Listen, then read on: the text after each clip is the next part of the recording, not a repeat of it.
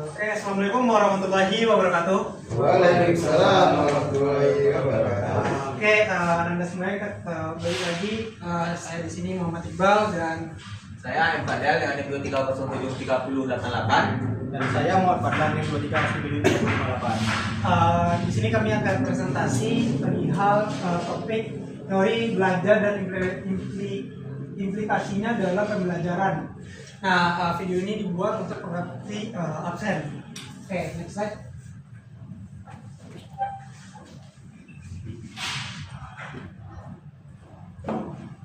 Oke, apa itu teori belajar? Ada dua kata, teori dan belajar.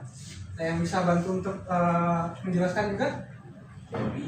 Teori praktek gitu. Nah, apa bedanya teori belajar, teori praktek? Nah, ada. Nah, di sini teori belajar itu adalah sebuah prinsip atau konsep di mana kita untuk belajar. Di mana kita belajar dengan konsep apa, kita belajar dengan prinsip apa.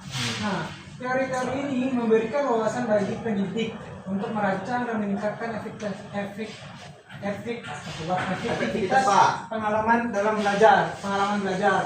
Jadi teori ini memberikan wawasan bagi seorang kita calon guru untuk kita meningkatkan kualitas pendidikan, kemudian meningkatkan efektivitas pengalaman belajar kita. Selesai? Nah, dia tuh banyak teori. Cuman di sini yang pertama kita bakal bahas itu teori behavioristik. Behavioristik ini berasal kampung daerah saya. Jadi saya akan merincikan teori behavioristik itu adalah teori belajar. Ini berfokus pada perubahan perilaku dan dapat diamati sebagai hasil interaksi antara stimulus. Stimulus ada yang tahu?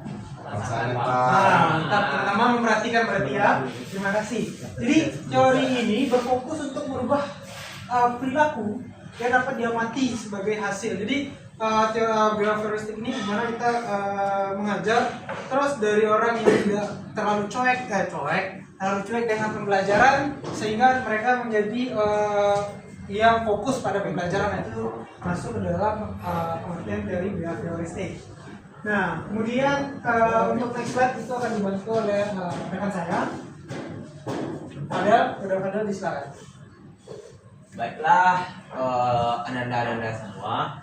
Sebenarnya tokoh teori behavioristik ini siapa sih kita yang menciptakan teori ini?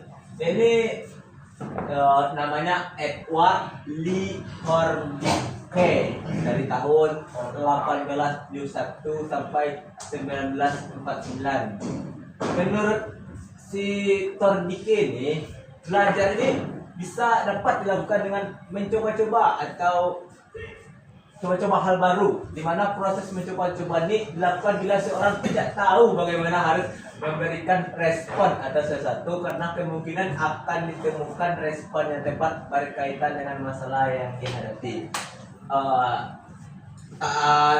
Ananda-ananda semua tahu nggak maksudnya kayak gitu gimana? Tidak, Pak. Tidak.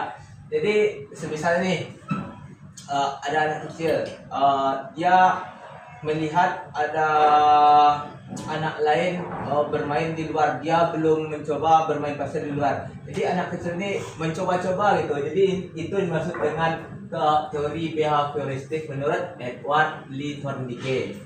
Selanjutnya,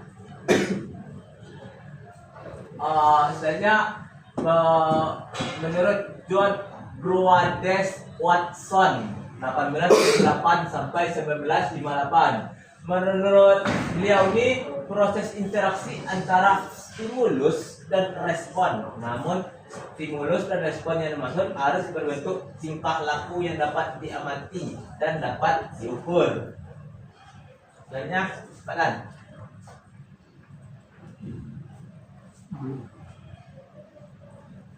Sebenarnya proses belajar menurut si Watson tadi. Yang pertama, belajar adalah hasil dari adanya stimulus dan respon tadi. Stimulasi merupakan objek di lingkungan, termasuk juga perubahan jaringan dalam tubuh, ya Pak ya? Betul. Dari laku manusia adalah hasil belajar sehingga unsur lingkungan sangat penting. Hal ini dikarenakan Watson tidak mempercayai unsur keturunan sebagai penentu perilaku. Sampai sini ada pertanyaan? Ada Pak. Itu. Jadi di sini kan sering menjelaskan itu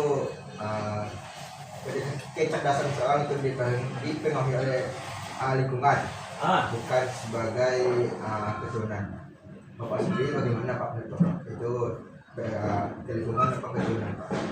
Kalau menurut saya nih, Bapak aja Pak. jadi kalau menurut saya nih lingkungan juga lingkungan sangat berpengaruh kepada pendidikan. Kenapa gitu? Kalau lingkungannya kotor atau rusak ini, jadi kemungkinan besar kita akan mengikuti alur lingkungan tersebut. Berbeda lagi dengan lingkungan yang bersih.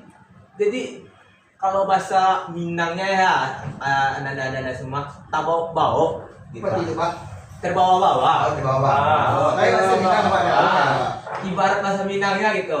Kalau mana tadi? Keturunan Pak. Kalau keturunan tadi ada juga kecerdasan mengikuti keturunan, tapi kalau tidak diiringi dengan belajar dan lingkungan yang saya sebut tadi, maka hasilnya nol gitu. Kenapa saya bilang itu? Saya kasih contoh. Anak DPR. Jadi anak DPR ini lingkungannya gimana? Bersih.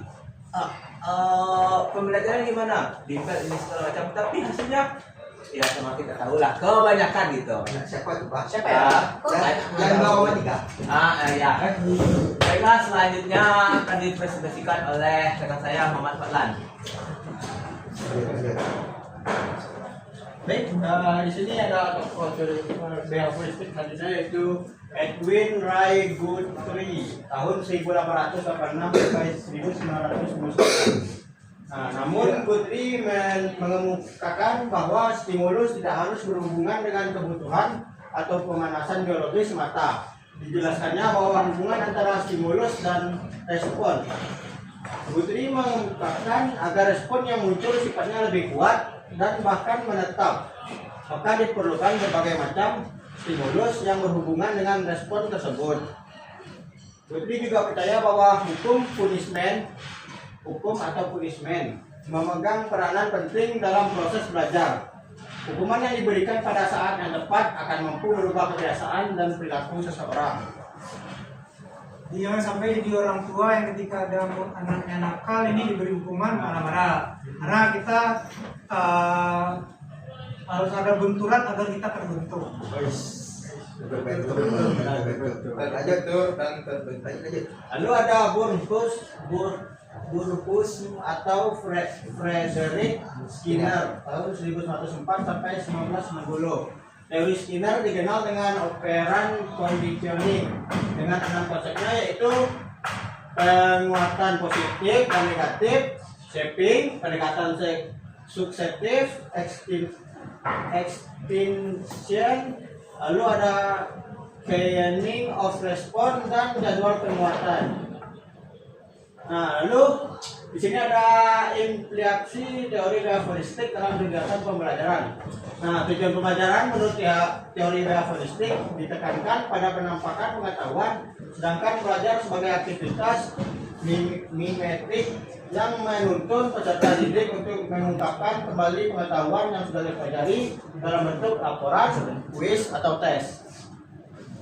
Lalu di sini bisa dilihat ada implikasi teori Thorndike atau sekarang tahun 2012, kemudian merumuskan peran yang harus dilakukan guru dalam proses pembelajaran, yaitu yang pertama mungkin bisa dibacakan Mario. Baik Pak, yang pertama itu membentuk kebiasaan peserta didik. Jangan berharap kebiasaan itu akan terbentuk dengan sendirinya. Yang kedua itu berhati-hati, jangan sampai membentuk kebiasaan yang nantinya harus diubah.